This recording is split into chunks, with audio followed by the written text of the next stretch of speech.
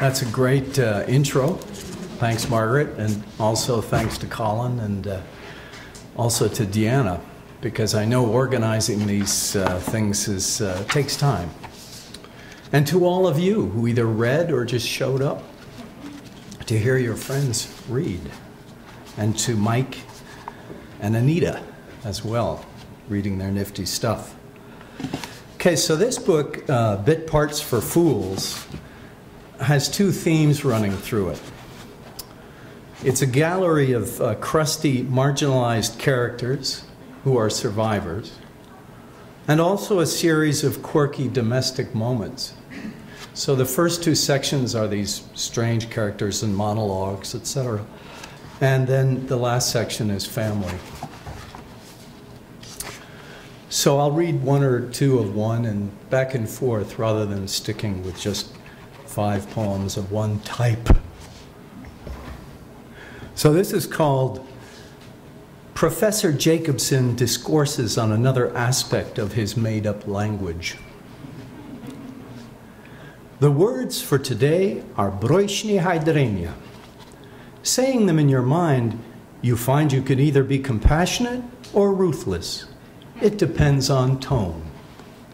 If you growl the Slavic-sounding phrase broishni hydrenia, several men will be bound and gagged and lowered into a freezing river.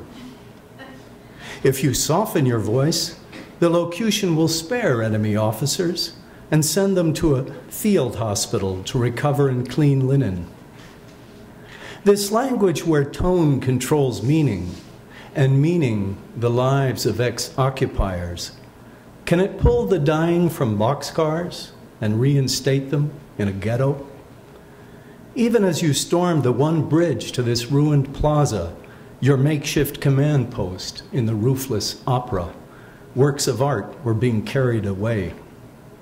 But among these few captured enemy reservists, some are polyglots, and they will be pitching their ears to hear how words will exit your mouth.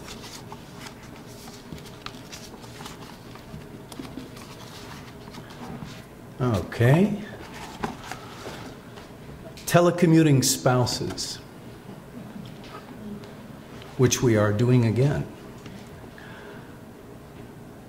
These two speak to each other through shifting floor joists, wall studs, footsteps on half flights of stairs, angling down from her attic office or up from his pillbox windowed cellar workshop, telegraph intentions to go running or make tea. She takes already anglicized Inuit place names, Cove, where there used to be Walrus, Empty Blubber Cache Bay, and finds their equivalents in a third language, which he speaks woodenly or eloquently, depending on cosmic alignments.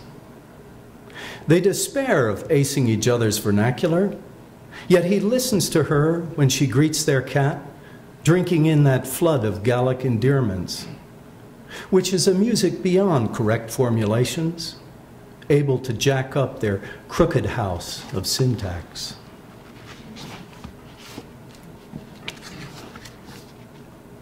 I keep struggling in French, and she keeps struggling in English. And then we have those great days when it just flows. So continuing in the quotidian, sunrise excision. It's sweet, this bandage that floats from your rib cage today, and the way you manage to look aghast but not pained in the room whose louvered windows mute the light. You sense that your lungs harbor a scabbed lymphoma, daily diminishing since you began the exercise of opening a rabbit hutch door in your chest.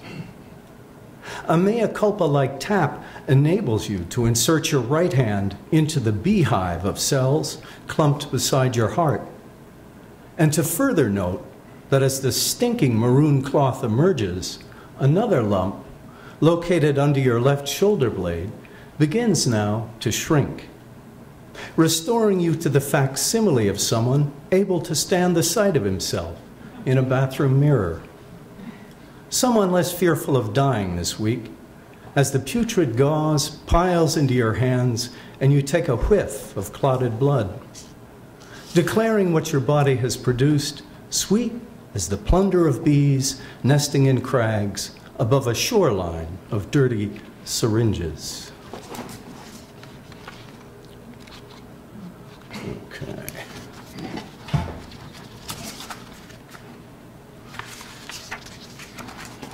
So I'm going to lighten up here because that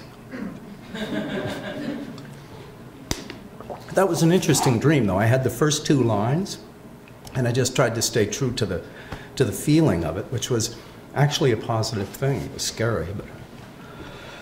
So this is called Sven Takes to His Rollerblades. Where is my gopher duster, my fracas card on casters? Call up my daughter and have her inspect the drag lines and buckle me into my stays. Let me lean into my harness and cue horns ready to boom from truck battery speakers attached to a freight pallet 10 yards behind. Anything will travel if you clap on wheels. But what's this? My wife handing out pills? Saying, Sven, no gumming them aside now. I'd rather hear rollers ripped off a Steinway and see myself bolting each one to my dray than sit in an office and complain of fatigue to a med school kid who jots hieroglyphics. I'd prefer Beethoven, Telemann, and Bach thrumming from boxes that circle a square, speakers that sizzle and pop between songs, while my wispy, caffeinated, horn-helmeted self skates through summer on a furlough from the fog. I feel he's like a composite of people I've known. And actually, when I lived in Morin Heights, we did see a guy ski skating down the road, rollers on his skis, and he had a Santa Claus suit on. So maybe he's the... Okay.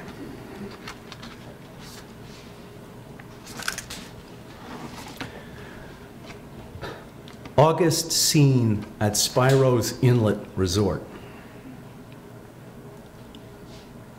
Corinthian shin guards, fallen from a trireme in an ancient naval war, would entice a small man floating above sunken keels on a dawn dip to dive down Google-eyed over cordage and hull plates from our era, and not what was spoken of by the bogus archaeologist at the taverna, but instructive to a tycoon lately up from Athens on a fortnight spree, who can chat up the locals, greet the sun beside a sylph a third his age, and lust for antiquities in a capsized scow, before shooting chest pains send him angling slack-bellied for his yacht with a prayer and a vow.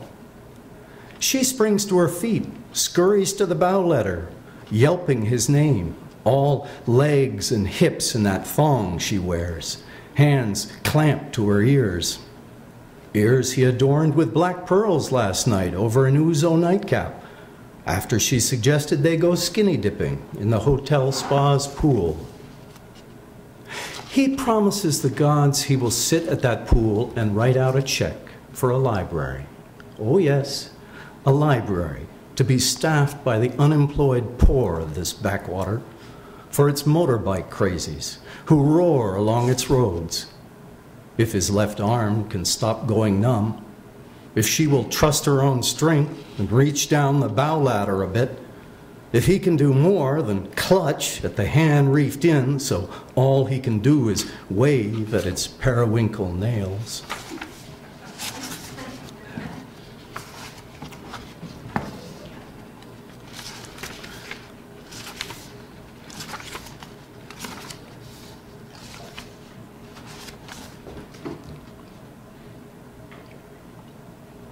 It's funny, we never used to, it seems like readers never used to have to drink water. But at a reading, what's in the atmosphere now? That's bad news. It's, you know. Yeah, right. Yeah. I think Peter Van Torrance said one time, a tree reading. He said, geez, it'd be neat if you had a bottle of scotch down here and joints on it. Anyway, it's quite a guy. Entourage. Easier to see him handling bag after bag of flour at the restaurant bakery, where he leans into hunks of sourdough, than to imagine him going to his closet and taking a family photo out with the intent of examining it at the table in his third of a trailer, an hour's walk from work. And yet, I like to imagine light touches my brother's tortoiseshell glasses in such a way as to illumine, on certain nights, a swatch of photographic paper under socks, which he then slides into partial sight and seizes, so that the images of the people in wide-angle attendance on its satiny finish find themselves staring up at him, while a kettle whistles longer than it should. The faces, countenanced again, or brought to a table for longer assessment in his double wide, surrounded by stars and poplars.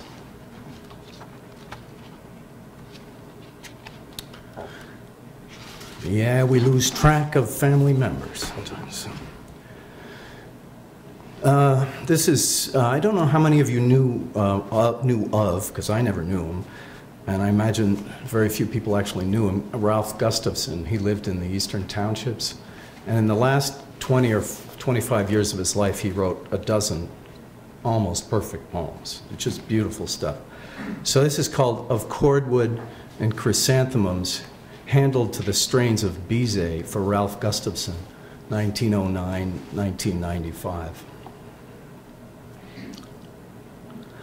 Graphomaniac emeritus, gabbing in your parlor, a low-wattage sun arcing past the finches, bolting seed meal at your feeder. You could be forgiven for publishing so many books that a few of your own titles escaped you in small talk with visiting writer friends. En route to your acquiring the 10 or so verbal flights worth all the globe-trotting pencil nubs and bent nibs a journeyman can exhaust. As your wife replenishes the basement woodbox, her voice again enabling signatures to be affixed to hypothetical treaties. If only the microphone could be found to pipe her imperial soprano to the barricaded flats of sparring ethnicities. In those foreign places where tension colored your memory of travel, begetting those caustic lyrics cast in your study. Where you also persisted in writing about endings, the endings of oratorios, codas, poems, all traffic of the breath, accepting the presence of Tao Chan, your late imagined scholar, at a blessed remove at last from the obeisances of court.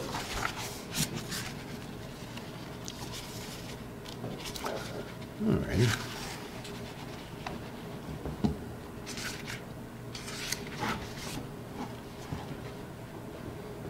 Actually, Peter Van Torrance collected, I don't know what it's called, Mountain Maple or something? I forget it, but it's really worth checking out. Some of his sonnets are really, really good. So this is called Visitor Tips at Willow Bay. And Willow Bay used to be called Star Farm. It was in still is in North Burlington, Vermont. Go ahead and bury your nose in that newspaper. You two are family. She won't mind your silence, which her hand already accords with the shaky majesty of a deposed duchess, as she lifts a smoke to lips no longer asking about your life.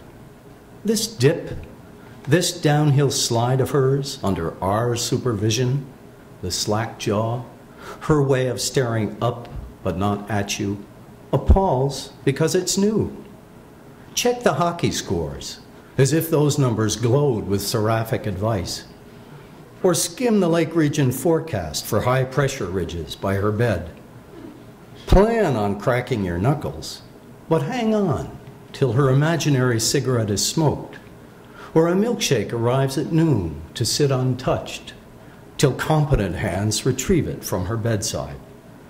Where we think she knows which of her sons is standing, then sitting, then standing again, in the semi-addled state so prevalent among our visiting male idlers, for whom this task appears to be a tougher chore than bearing with their partners through childbirth, which in a way is what transpires at Willow Bay as you cough or pace the grounds or read the news.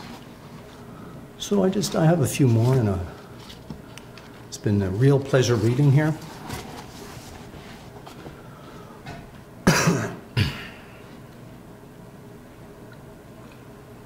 Let's see if I can reel off three more. This is called Linkage. Prodigal despoilers of tiles and linoleum, this pair, tongues lolling out behind you on your shoe mat, waiting for call-up. Springer Spaniels? No, cut-rate Kodiaks, worn through to their undersoles, which bleed a corrupt version of outer rubber. You'd want them to last forever and streak floors in every house you chance to visit, if their initial owner could somehow be resuscitated as you progressed, and you, his stepfather, could harp on the dumb luck which enabled you to happen by with a voodoo bag full of medical skills, untying his presumed to be inert body from the cold water pipe in his cellar, where later your ex, his mother, would point to coat, gray felt hat, and boots, saying, "Go ahead, take something." Although I think his coat is spoken for. Anything else you want? Boots? Yeah, I don't think it's odd at all. Take them. And you wore them loading airplanes, the tatter-prone laces accruing knots like an Incan tax collector's abacus. Now here they are beside your sandals, 6 years elapsed. You lower yourself to the maintenance of smudged tiles, willing to glower for as long as it takes, erasing in stocking feet the diary of foot travel, quarter turns and stops, the linkage from one day to the next, inked with the weight of your body over hallway slates and hearth bricks. You spit on a rag to save getting up, then duck walk over your calligraphy, whistling from scuff mark to scuff mark.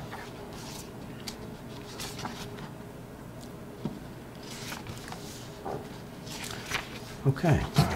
I always like to try to work in a poem about an animal in a book.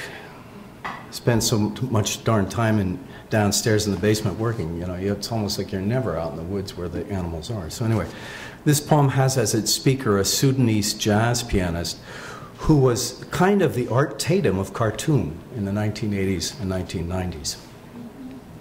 So this is called Farooq Praises a Garden Visitant. I take hope from the veiled chameleon, who looks fitted out for high-minded interpretations of Quranic texts. His vizier's helmet head of sandblasted scales gleams under hushed lighting. Yet there's also a hint of the bishop embodied in the mitre-like noggin that makes me think of an interfaith healer ready to embrace the cosmic through sartorial feints and silence. What does he care if 10 of his kind, placed against different backdrops, hew to different dress codes? Eyes that move with armor-turreted ease coordinate distances that his tongue will have to breach in order for food to come raveling back. He wavers with choppy clockwork steps to his hideout on a limb, where epidermal tones ring ancestral transmutations. I really think I was thinking of Bruce Eric Ormsby when I was writing that. Not thinking of him, but he was echoing through. Eric writes these wonderful poems about different animals and all kinds of things, and he does it so well. So this is called, I've got 3 more. This is called Snow Squall Field Notes. 2 more. Okay. She buzzes me in our basement to tell me pileated woodpeckers are working the backyard pines. Their passings by made manifest by her phone call from upstairs, where she sees our patio fading in whirling white fog, the birds turning into phantoms, though she does mention a stray exotic, which I might put binoculars to, but which I can't see, no matter how I crane my neck or perch on a chair, though I'm grateful for her second-story courtesy, her solicitude for the bunkered. I think of her as a cruise guide for astigmatic retirees, as wind roars through the white pines, erasing tool shed and feeder, under tree-scent snow bombs that swirl down and blot out vision for all but my attic pal, dizzying in her praise of what goes on happening without me, as I clamber onto an upturned wastebasket, grumping again in my search for a stray junco. Never mind the indigo bunting she claims is riding our hedge, feathers about to define blue. I'd be glad to see a nuthatch, I snap, my free hand dusting the plywood window ledge, her voice improving posture, pulling me upright, helping me connect with this havoc till midday comes around, when we'll both use stairs to arrive at joint squall talk, the radio silenced in favor of lapidary moments of eloquence, equal to the socked-in backyard. Okay.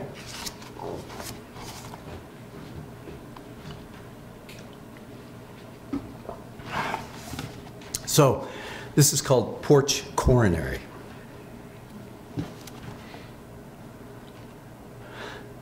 For the second or so, his brain stays bathed in the necessary projection room electrics.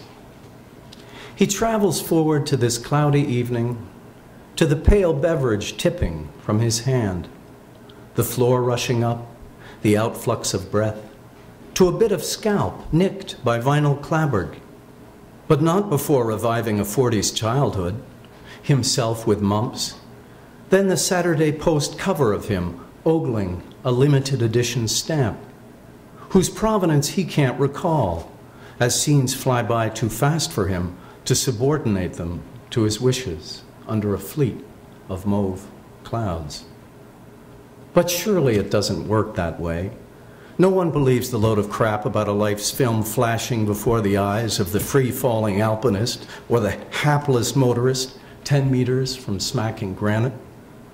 There's a gonging by way of closing credits, a crash of static clearing pixels from the screen. No rushes dedicated to childbirth or a family opening its solstice gifts. Just whirling phosphenes lighting the sky that moments ago produced stories this husband and father could swear by, who now doesn't know a comet from a glove. And thanks for everything.